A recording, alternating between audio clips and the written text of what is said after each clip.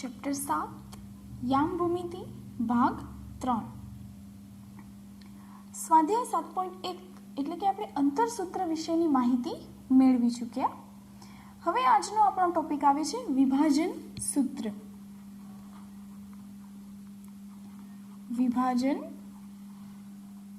સૂત્ર. તો વિભાજન સૂત્ર એટલે કઈ રીતનું વિભાજન સૂત્ર? તો આપણને કોઈ એક રેખાખંડ આપેલું હોય છે કે રેખાખંડ AB નું બિંદુ P દ્વારા વિભાજન. કોઈ પણ રેખાખંડનું તો આપણે નામ આપીએ છીએ રેખાખંડ AB નું બિંદુ P દ્વારા વિભાજન. તો કઈ રીતે? તો પહેલા આપણે આકૃતિ દોરીએ એટલે તમને વધારે ખ્યાલ આવે.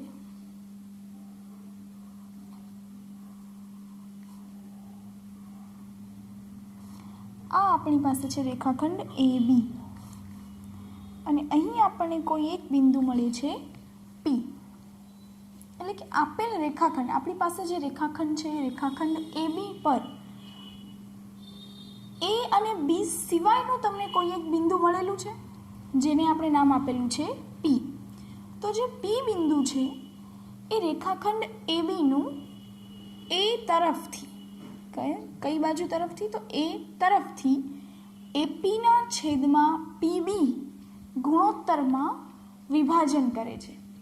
હવે વિભાજન કરે છે એમાં વિભાજનના બે પ્રકાર આવે. એક આવે અંતઃવિભાજન અને બીજું આવે બહિર્વિભાજન. તો અંતઃવિભાજન એટલે કે AB રેખાખંડની અંદર હોય. તો આપણે આ જે બિંદુ P મળેલું છે એ ક્યાં મળેલું છે? તો AB રેખાખંડની અંદરની તરફ મળેલું છે. તો કોઈ પણ રેખાખંડ અથવા તો આપેલ રેખાખંડનું AB સિવાયના બિંદુ P થી AB નું A તરફથી AP છેદમાં PB ગુણોત્તરમાં અંતઃવિભાજન કરે છે એવું આપણે કહી શકીએ. તો રેખાખંડ AB નું A તરફથી AP ના છેદમાં PB ગુણોત્તરમાં અંતઃ વિભાજન કરે છે. ત્યારબાદ આપણે જોઈએ તો આપણને એવું મળી શકે કે રેખા આકૃતિ દોરો એટલે સમજમાં આવે. આ એક અને અહીંયા આવે છે બીજી.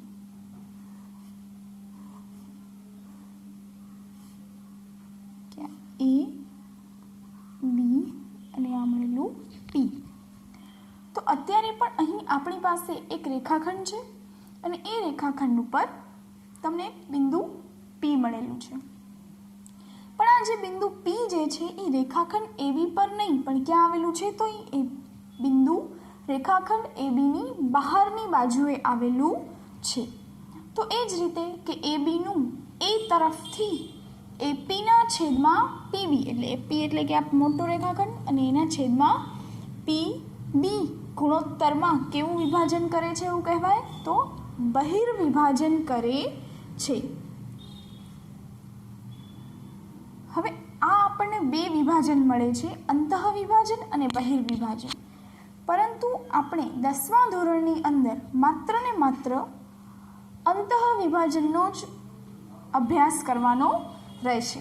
એટલે આપણે જે અભ્યાસ કરીશું માત્ર ને માત્ર અંતઃવિભાજનનો, એટલે કે આપણે આ જ રીતના બધા દાખલા છે એ કરવાના રહેશે. આ માત્ર તમારી સમજૂતી માટે છે. તો જોઈ લઈએ કે AB નું A તરફથી AP છેદમાં PB ગુણોત્તરમાં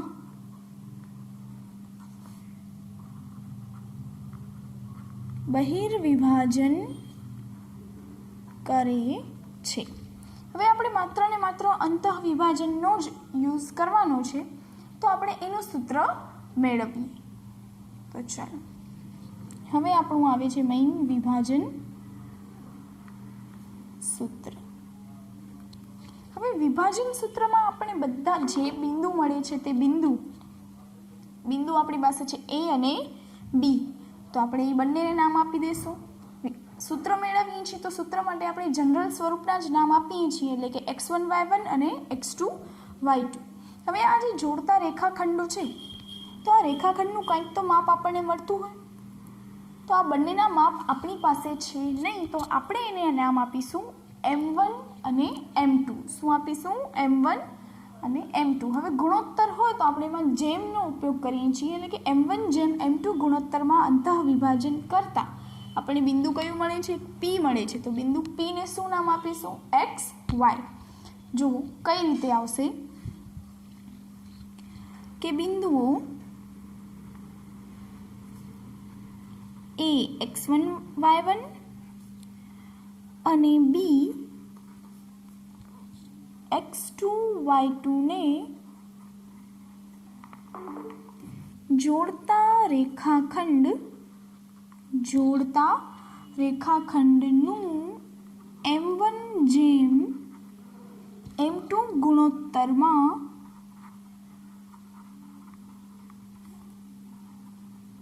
અંતઃ વિભાજન કરતા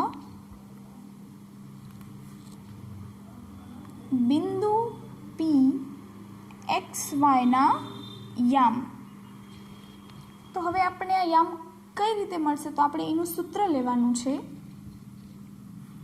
તો જે આપણને મળશે m1 x2 plus m2 x1 છેદમાં m1 પ્લસ m2.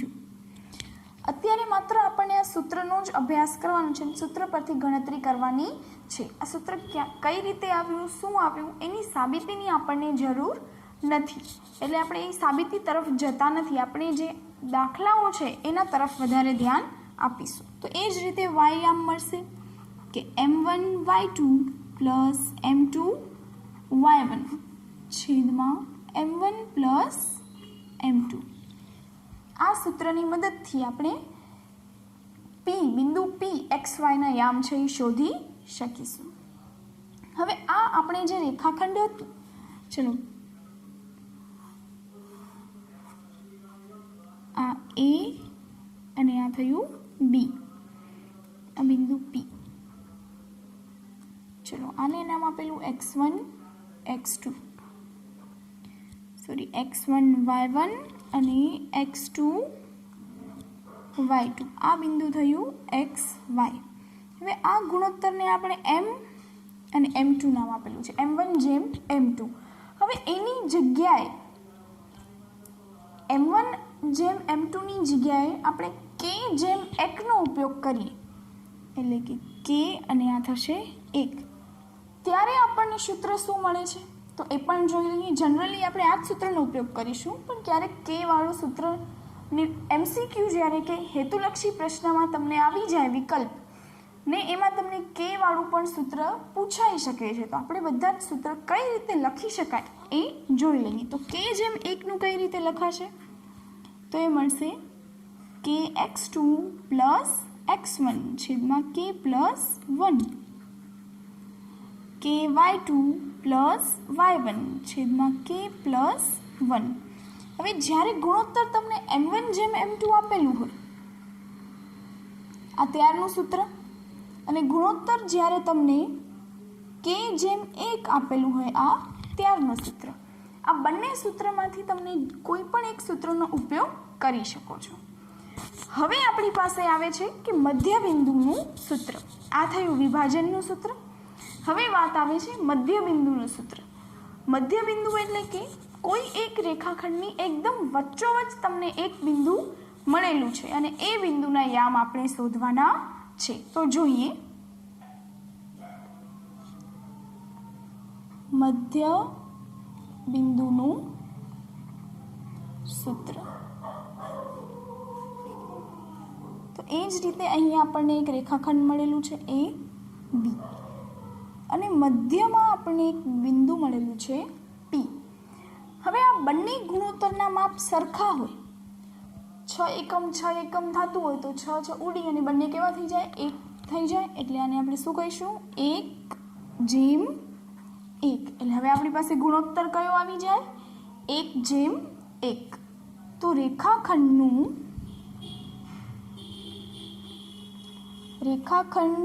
ABનું 1:1 ગુણોત્તરમાં અંતઃવિભાજન કરતા બિંદુ પીના યામ. હવે મેં અહીં નથી લખેલું કે A x1 y1 B x2 y2. હવે આપણે સમજી શકીએ અને બિંદુના યામ શું થશે x y. તો જોઈએ તો આપણી પાસે છે સૂત્ર શું છે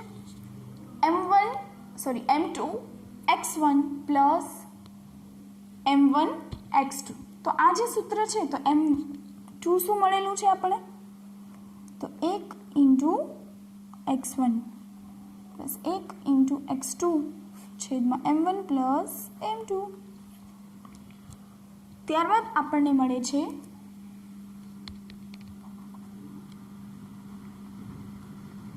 જે રીતે xનું સૂત્ર લગાવીએ છીએ એ જ રીતે yનું સૂત્ર લગાવવાનું છે. તો 1ની સાથે તમે કોઈ પણ સંખ્યા ગુણો તો આપણને શું મળી જાય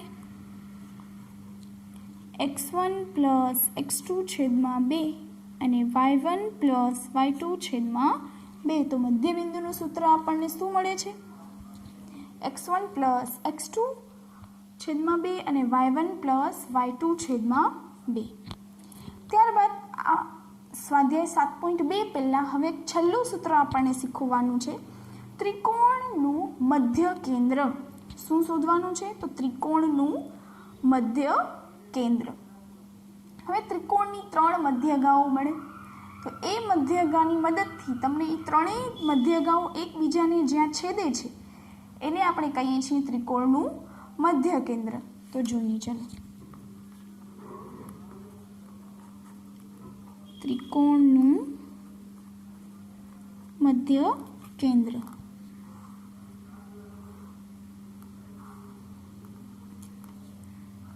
ચલો આ A x1 y1 B x2 y2 અને C x3 y3.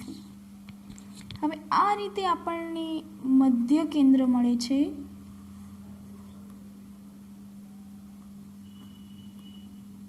G. તો આ જે મધ્ય કેન્દ્રના યામ Gના યામ થાય એ શું થશે x1 પ્લસ y1 આપણે x2 એ રીતે નામ આપેલા છે ને તો x1 x2 પ્લસ x3 આખાના છેદમાં 3 અને એ જ રીતે y1 plus y2 plus y3 છેદમાં 3. આ થશે મધ્ય કેન્દ્રના યામ. ચલો હવે આપણે જઈએ સ્વાધ્યાય 7.2 તરફ. સ્વાધ્યાય 7.2 દાખલા નંબર 1 કે બિંદુઓ -1 7 અને 4 -3 ને જોડતા રેખાખંડનું 2:3 ગુણોત્તરમાં વિભાજન કરતા બિંદુના યામ શોધો. શું આપેલું છે દાખલા નંબર 1 તો આપણી પાસે બે બિંદુઓ છે કે બિંદુઓ -1 7 અને 4 -3 ને જોડતા રેખાખંડનું 2:3 ગુણોત્તરમાં વિભાજન કરતા બિંદુના યામ શોધો. તો આપણી પાસે બિંદુના યામ એટલે કે જે બિંદુનું યામ શોધવાનું છે વિભાજન બિંદુનું યામ તો એને આપણે શું નામ આપીએ છીએ P. તો ધારો કે P x y એ AB એટલે A કયું થશે -1 7 અને B કયું થશે 4 -3 ને જોડતા રેખાખંડનું 2:3 ગુણોત્તરમાં વિભાજન કરે છે. તો વિભાજન સૂત્રની મદદથી તો વિભાજન બિંદુ Pના યામ બરાબર છે આપણી પાસે સૂત્ર કયું છે m1 x2 plus m2 x1, m1 plus m2, m1 y2, m2 y1, m1 plus m2. ચલો હવે આમાં આપણે બધી જ કિંમત છે એ મૂકવાની છે. તો સૌથી પહેલાં જોઈએ કે આપણને m1 જેમ m2 બરાબર શું આપેલું છે? 2:3. ત્યારબાદ x1 y1 બિંદુ શું આપેલું છે? તો 1 -7 અને x2 y2 એ શું આપેલું છે આપણને? 4 -3. બસ તો હવે સૂત્રમાં કિંમત મૂકી દઈએ. તો સૂત્રમાં શું થશે? m1 x2 તો 2 × 4 પ્લસ m1 x2 પ્લસ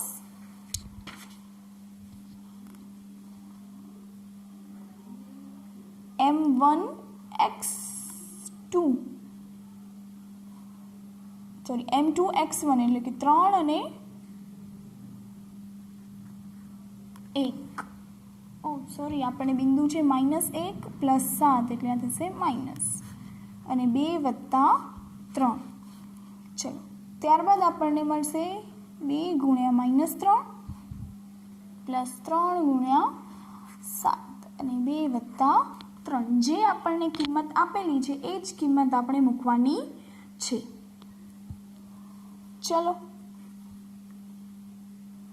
8 ± -3 /5 -6 + 21/5. ચલો 5/5. હવે 21માંથી 6 જાય તો આપણને શું મળે? 15. એટલે આ બિંદુના યામ શું મળશે? 1 અને 3.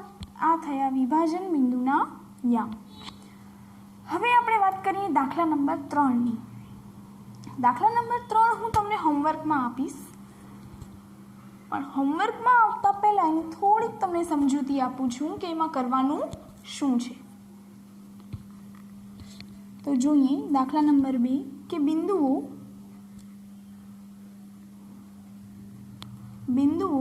4 -1 અને -2 -3 ને જોડતા રેખાખંડના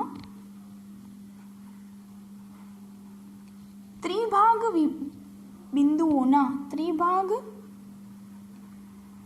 બિંદુઓના યામ શોધો. તમને એક રેખાખંડ આપેલું છે અને એના 3 ભાગ કરવાના છે. જ્યારે આવી રીતે 3 ભાગ કે ચતુર્થ ભાગ એવું કીધું હોય તો આપણે બધા કેવા ભાગ કરવાના હોય? 4 કે 3 સરખા ભાગ કરવાના હોય. તો ચલો